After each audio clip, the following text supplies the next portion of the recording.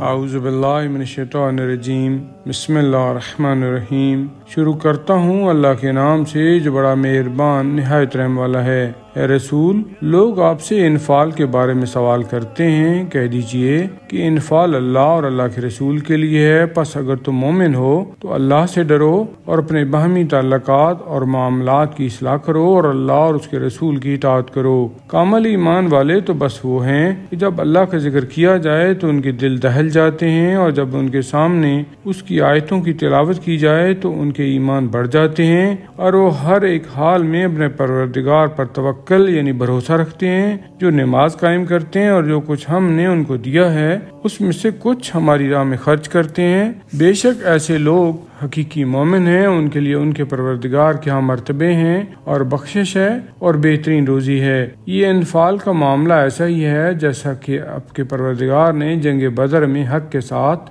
آپ کو آپ کے گھر سے نکالا اور اہل ایمان کا ایک گروہ اس کو ناپسند کر رہا تھا، باوجود کہ حق واضح ہو گیا تھا، مگر وہ گروہ آپ سے اس امر حق میں یوں جھگڑ رہا تھا کہ گویا اسے موت کی طرف ہانک کر لے جایا جا رہا ہے، اور وہ اپنی آنکھوں سے موت کو دیکھ رہا ہے۔ اور یاد کرو وہ وقت کہ جب خدا نے تم سے دو گروہوں میں سے ایک کا وعدہ کیا تھا کہ وہ تمہارے لیے ہے، یعنی تمہارے ہاتھ آئے گا، اور تم یہ چاہتے تھے کہ غیر مسلح گروہ تمہارے ہاتھ آ جائے، اور اللہ یہ چاہتا تھا کہ اپنے کلام اور احکام کے ذریعے سے حق کو ثابت کر دے اور کافروں کی جڑ کاٹ دے، تاکہ حق کو حق کر کے اور باطل کو باطل کر کے دکھا دے، اگرچہ مجرم لوگ اس بات کو کتنا ہی ناپسند کریں۔ یعنی خدا چاہتا تھا کہ تمہاری مسلح گروہ سے مٹ بھیڑ ہو۔ اس وقت کو یاد کرو جب تم اپنے پروردگار سے فریاد کر رہے تھے اور اس نے تمہاری فریاد سن لی اور فرمایا کہ تمہاری مدد کے لیے یکے بعد دیگرے 1000 فرشتے بھیج رہا ہوں،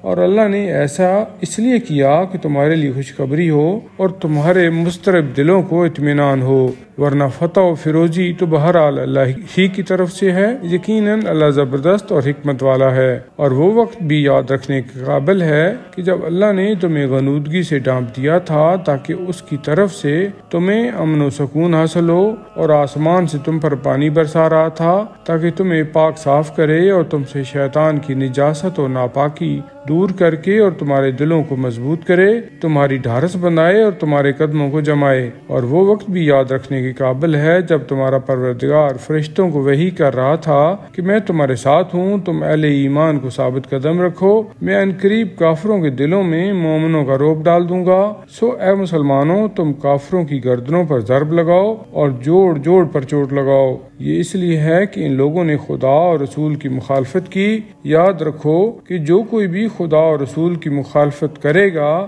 تو اللہ مخالفات عمل میں سخت سزا دینے والا ہے۔ اے مخالفین حق، دنیا میں تمہاری یہ سزا ہے، پس اس کا مزہ چکھو، اور آخرت میں آتش دوزخ کا عذاب بھی ہے۔